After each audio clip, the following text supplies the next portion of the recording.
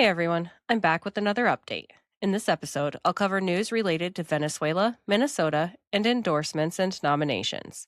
Of course, I'll end with the noteworthy tidbits. President Trump announced that the interim authorities in Venezuela will be turning over between 30 and 50 million barrels of sanctioned oil to the United States and that the oil will be sold at its market price. Trump said that he will be the one to control the money made from this oil so that he can ensure it is used to benefit the people of Venezuela and the United States, and he asked Energy Secretary Chris Wright to execute this plan immediately. American oil companies are preparing to surge into Venezuela, and Interior Secretary Doug Burgum explained this situation will be beneficial for both countries, saying, with American technology, American partnership, Venezuela can be transformed, and that's a win for this hemisphere. It's a win for the people of Venezuela. Many Venezuelans living here in America have spoken out to say they can finally return home to Venezuela now that Maduro has been detained, and a poll revealed massive Latin America approval for President Trump arresting Maduro. Trump said that Maduro had a torture center in Caracas and that it will be closed, and Florida Governor Ron DeSantis said Florida is working on criminally charging Nicolas Maduro in Miami-Dade on state-level charges because Maduro unleashed Tren de Aragua gang members directly into the state. Rick Crawford, the chairman of the House Intelligence Committee, confirmed that President Trump did not break the law by capturing Maduro without prior notification because, in Crawford's words, there was notification after the fact which, per the War Powers Act, only requires 45 days. On to news out of Minnesota. Journalist Nick Sorter visited the Minneapolis Hilton Hotel that was under fire for refusing service to ICE and DHS agents, and the front desk told Sorter the policy banning ICE and DHS agents is still in effect.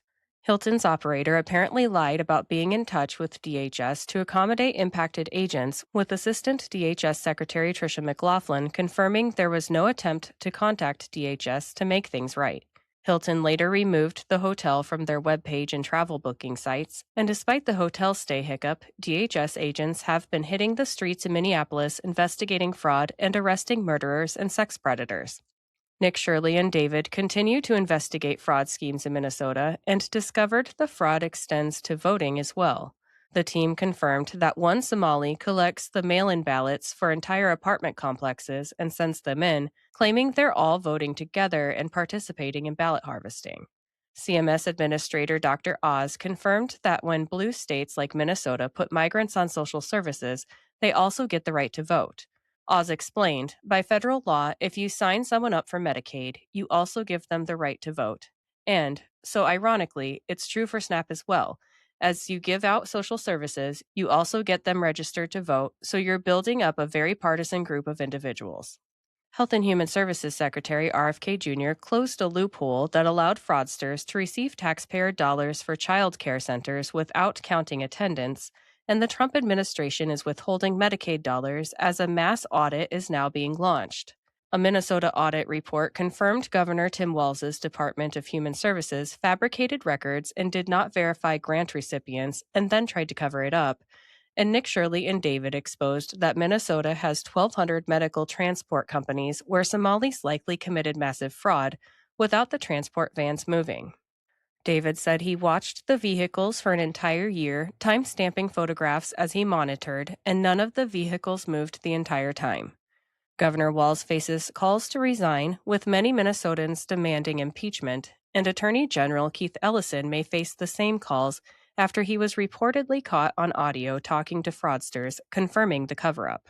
Not to be outdone, California is also under the spotlight for fraud, with President Trump announcing that investigations into the state have begun.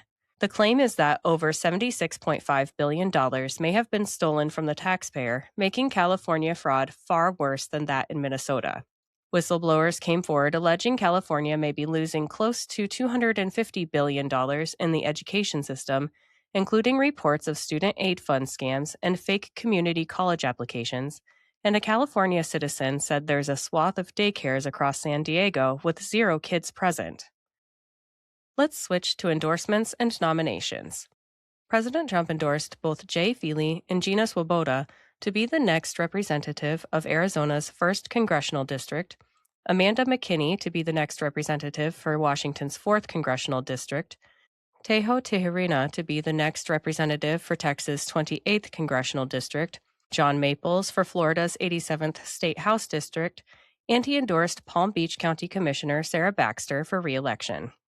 President Trump made a few nominations as well, including Andrew Davis and Chris Wolf to serve as judges on the United States District Court for the Western District of Texas, John Shepard to serve as judge on the United States District Court for the Western District of Arkansas, and Anna St. John to serve as judge on the United States District Court for the Eastern District of Louisiana. Now it's time for the Noteworthy Tidbits, which are brought to you today by Old Glory. Let me tell you about them quick. Are you looking for a gift for a music lover, or maybe some apparel to show off your quirky side? Old Glory has you covered. With over 300,000 officially licensed items covering music, sports, entertainment, and pop culture, you're guaranteed to find the perfect item. They even have seasonal gear. My husband enjoys the Beatles and Led Zeppelin apparel, and I love the Billy Idol apparel. I even found items for my fellow plant enthusiasts. This family-owned superstore is known for their quality and customer service, offers free standard shipping on all orders, and orders are shipped the same day you purchase. My discount code gives you 15% off your entire order, and it's currently the best deal available. Just visit oldglory.com and enter in my promo code JADE, that's JADE, at checkout. All right, let's get back to the tidbits. Sadly, California Representative Doug LaMalfa passed away. Governor Ron DeSantis is pushing a new state law to require Florida congressional candidates to disclose if they intend to trade stocks while in office. Assistant Attorney General Harmeet Dillon and the Department of Justice sued Arizona and Connecticut because they're withholding their voter rolls, and President Trump demanded the immediate abolition of mass mail-in voting. Greenland and Denmark requested a meeting with Secretary of State Marco Rubio after President Trump said we need Greenland for national security.